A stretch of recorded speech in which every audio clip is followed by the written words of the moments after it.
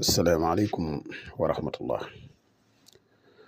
mbokk yi ginnaaw bi ñu santatee yàlla julli ci yonent bi sallallahu alayhi wa sallam ñu ngi jaajëfal boole mbokk yi ni topp ak fu mën a nekk mbokk yi dikkaat nañ ak yéen ci njëriñ yu am solo yi leen indil tey ñu fas yéene ànd ak yéen ci benn njëriñ lu am solo ci basmala kër goo xam ne dafa xaw a bari jafe-jafe nga bëgg a boole nit ñi wallahi lii de lu ci gaaw la lool sax te lu gàtt la te yomb naa def trop kenn ku si nekk war nga kaa def sax sa kër ngir jaamoo ko yàlla ndax day benn la nit ñi bala ñu ciy gën a sori ñu lay wax yow mi nga xam ne da ngay soog a ñëw te di ñu topp bu fekkee ne abonné goo nga abonné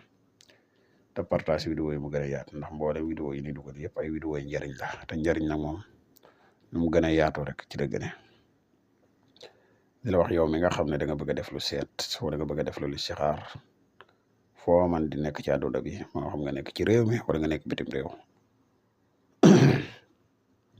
boo ñu contacté ci benn ci ñaari numéro yi rek incha allah dinañ la ko defal mbokk yi secret bi boo ko bëggee jëfandikoo lu yomb la bindal bismillahi rahmaani rahim mboolem miim yi ci nekk muy ñetti miim yëpp ubbi ko boo ko ubbee nga jël turu waa kër gi yëpp maanaam nit ñi nga bëgg a boole bu ko defee nga dugal leen ci biir miim yi def xaddu nafsi muy 5995 boo ci noppee jëmmi téere bii nii da ngay wut biteelu verre mooy biteel yi def siro yi nga def ci suukar ba biteel bi waaj a fees nga jël téere bi nga def ko ci biir tëj biteel bi boo noppee biteel boobu noonu da nga koy jël nga suul ko ci barab boo xam ne dafay tooy toujours suukar ni mu neexee fu tooy ni mu baree jàmm loolu ni mu mel waa kër gi noonu la ñu mel dinañ bëggante te dinañ am jàmm lii rek la lu yomb la kenn ku si nekk war nga kaa def kon lii lañ amoon yéene partage ko ak yéen yow mi fas yéene def ko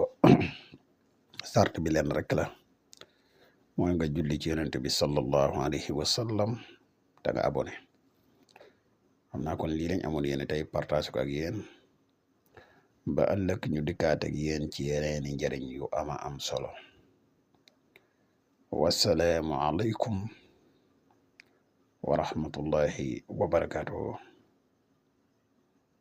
jërë ngeen jëf ba beneen incha allahu rabbi